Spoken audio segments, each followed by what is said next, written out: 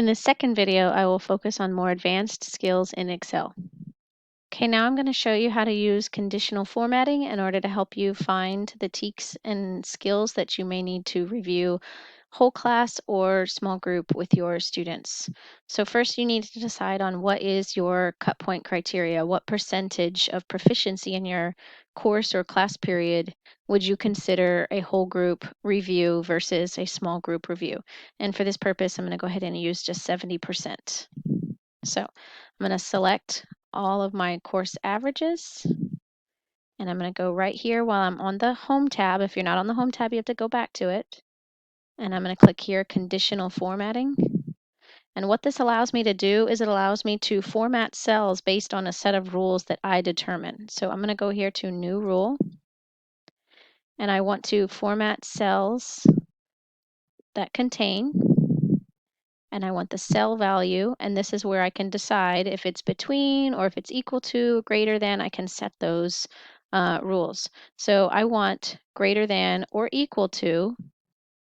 Now remember that it's a percent, so if I just type in 70, that's going to treat it as a whole number, and all of these values will not be formatted because percents are actually decimals, or they are less than one whole.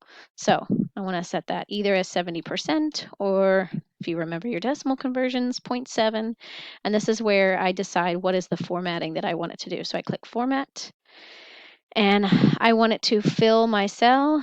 I don't want it super red, or not red. I want to go ahead and pick green. Maybe that's something that says green. Lets me know what to do with it. And when I see that, that pops up. These are my highest performing teaks. So then I can go ahead back to conditional formatting, and I can add a new rule. Again, format only cells that contain.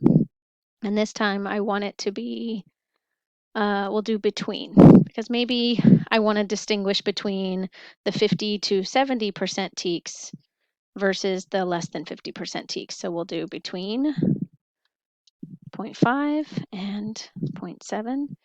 And maybe I'll do these as, these are my yellow ones. Okay.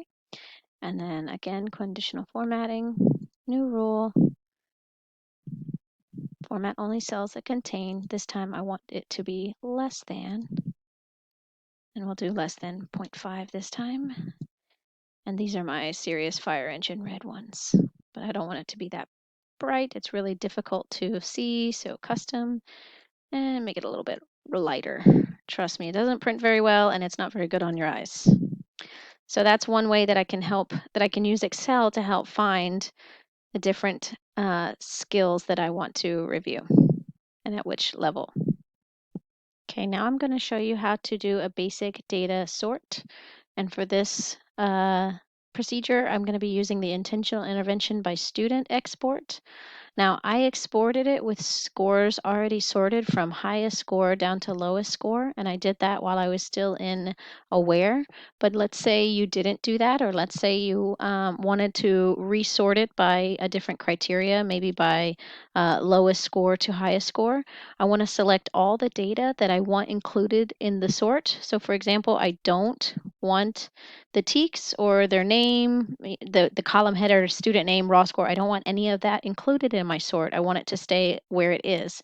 So I do want all of their names, their scores, their answers. I want all of that included and sorted together. So then I go here. I'm still on the Home tab. Over here, Sort and Filter. And I want to do a custom sort.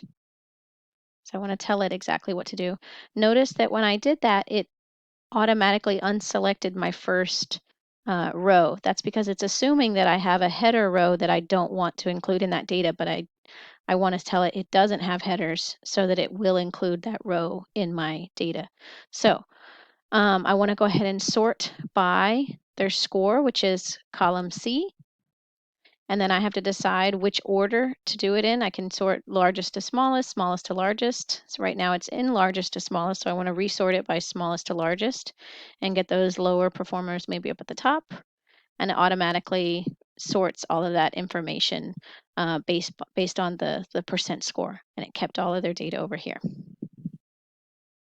So Now I'm going to show you how to sort by an actual across a row. We sorted across a column by this percent score. I could also sort by alphabetical order, but since I don't have any actual student names, that really wouldn't sort it, but I could resort it by alphabetical order if I also wanted to do that. Now I want to show you how to get all of the teaks together that are the same. So this is my intentional intervention by student report, and this shows all of the questions in order by question number. But often teachers want to know, well, they want to group together like teaks. So let's get this where I can see those teaks a little bit better. And again, I need to think about what data I want sorted together.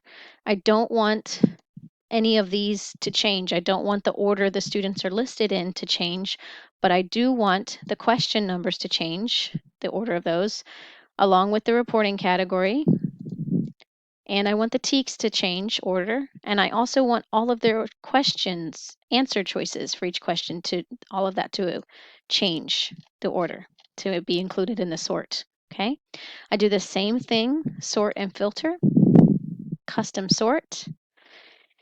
Now, it usually on your very first sort will have this checkbox for my data has headers, but this time it didn't because I had already sorted by my percent score. So if this is your first time sorting on this file, you need to make sure that you look for that and uncheck my data has headers so that the question numbers are included in the sort.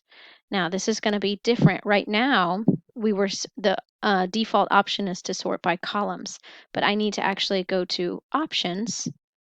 I don't want to sort from top to bottom, which would be a column. I want to sort left to right because that's where the teaks are listed. They're going across a row.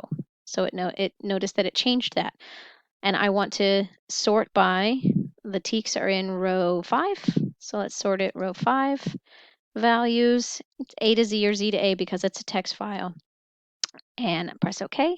And that groups all of my 5-2Bs together, 5-2C, my 5-3Es, teacher. So now I can go ahead and look at how they did across, like I said, these are both 5-2Bs, and I can see how they did across both of those teaks together.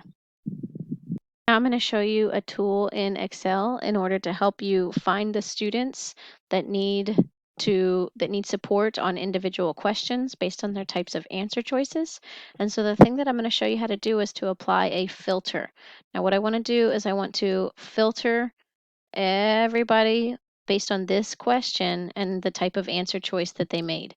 So I'm going to select all of my teaks, and I'm going to go up here again to sort and filter. I'm going to click the filter button, and that just puts this little drop-down menu there. So what I can do is if I'm looking at question 14, maybe that was one that I need to review as a whole class. I click here, and I tell it what I want to filter for.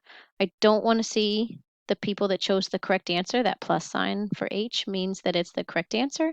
And for now, let's just look at all of the wrong answers, all the kids that got that question wrong. Okay.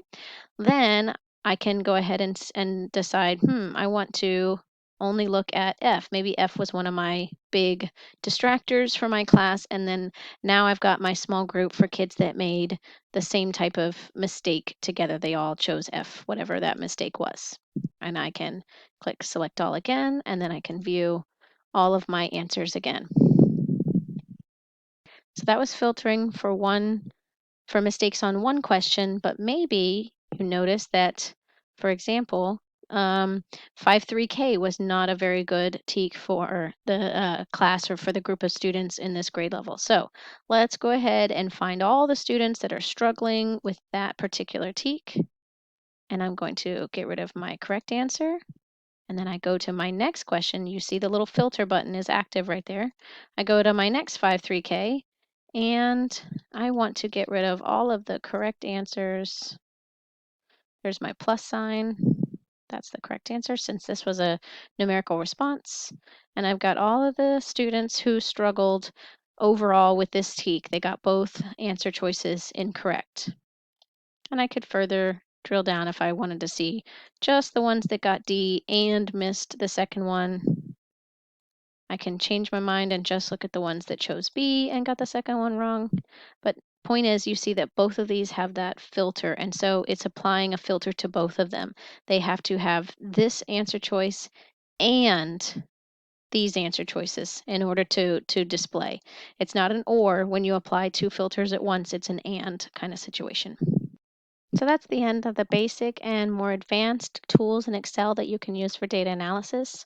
Look for the next video in the series about an effective data protocol that you can use in order to make instructional decisions while analyzing data.